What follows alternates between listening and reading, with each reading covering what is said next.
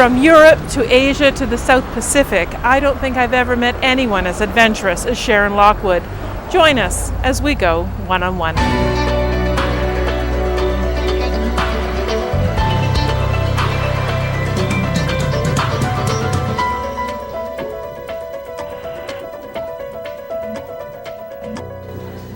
Sharon Lockwood has taken a crack at a wide variety of occupations and has traveled extensively.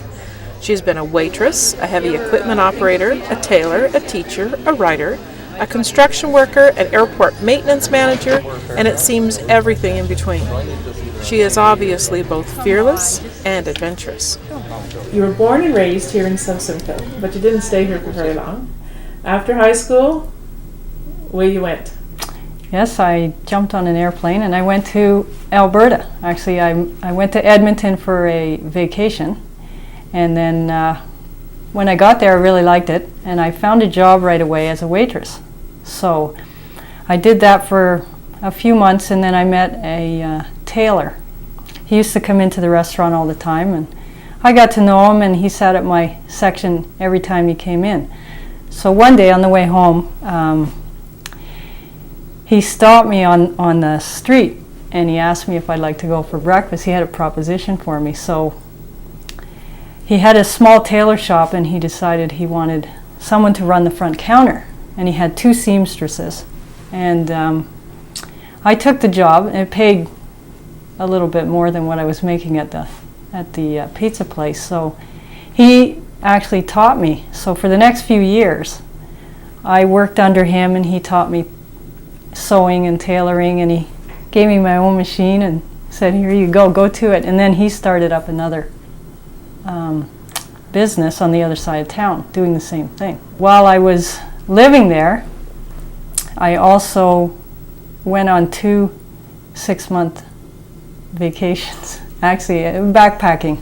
First, like many young people, backpacking through Europe? Yeah, Europe was second, actually. Australia and New Zealand was the first one. And I went with 3 other friends, and that ended up being cut down to 2, and then just me. So I ended up in Australia by myself. Now you have a long and varied list of occupations, things that you've tried over the years. It's amazing. What is the most adventurous? I would say the construction job. I was hired on as a laborer, and I started doing, they call them the grunt jobs. So you get all the horrible jobs, and if you last through that, you make it through to the next level. So I ended up a site supervisor, and that involved teaching people how to do various jobs on the site.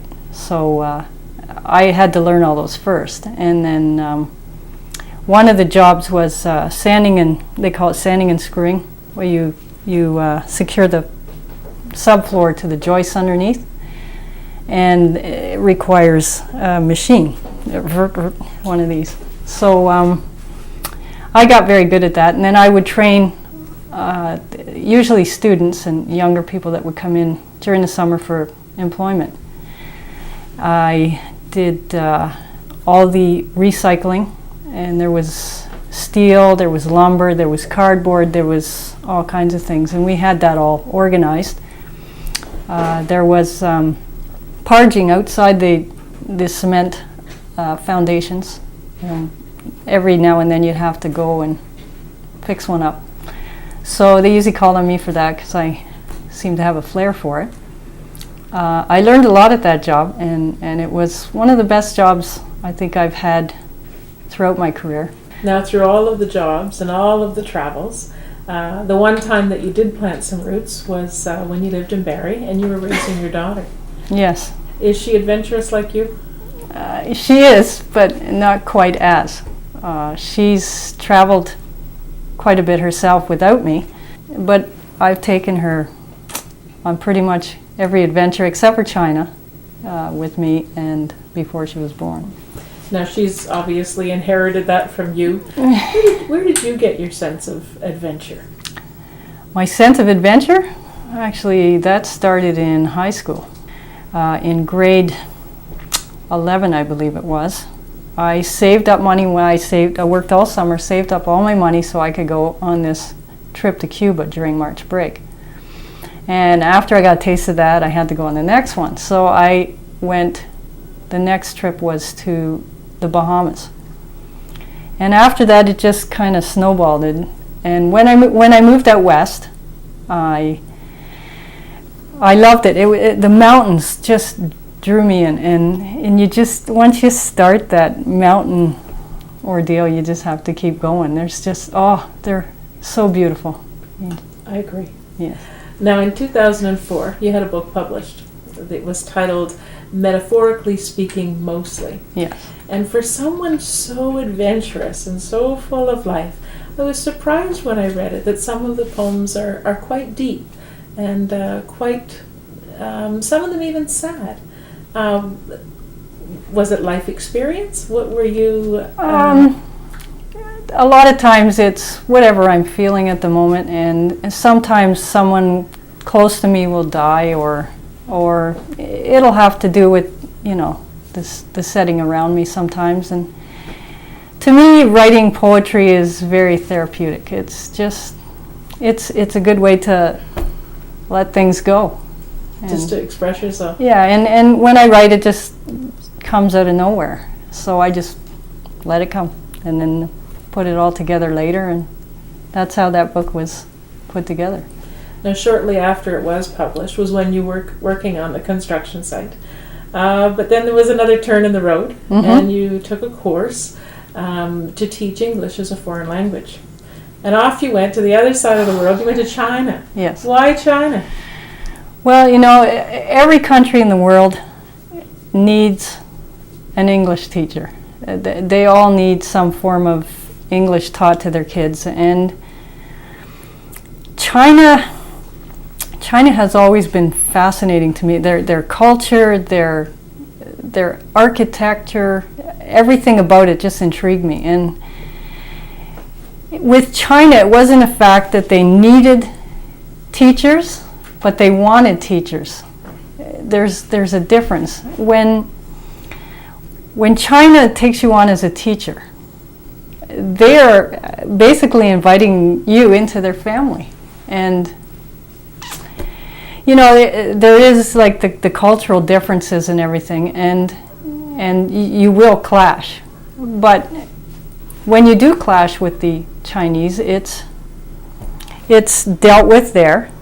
Everything is mulled over, sorted out, and then it's done with. It's finished. Everything moves on just like it was before you started.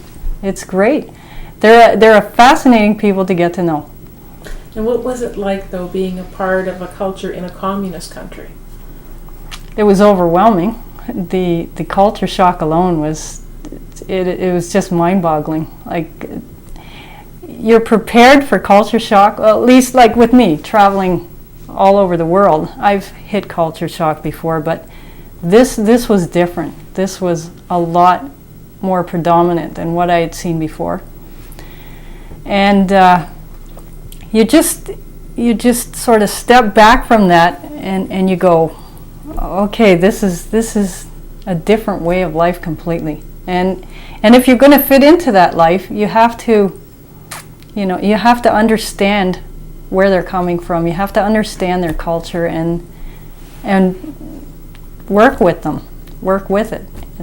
Now, were those differences part of the appeal? Is that one of the reasons you went, because it was going to be so different? No, I actually had no expectations when I went there, because I had no idea what I was really getting into. So you just pick up and go? Yeah, but that's I thrive on challenge, and that was a huge challenge for me. Mm-hmm. It was something that interested me for a long time. And when I started searching for what I wanted to do, I had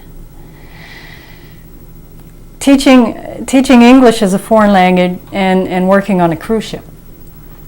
However, the cruise ship end of it, nothing was progressing, nothing was coming together at all. And with the China, it was just everything was going together like it was meant to happen. So I thought, okay, go with the flow.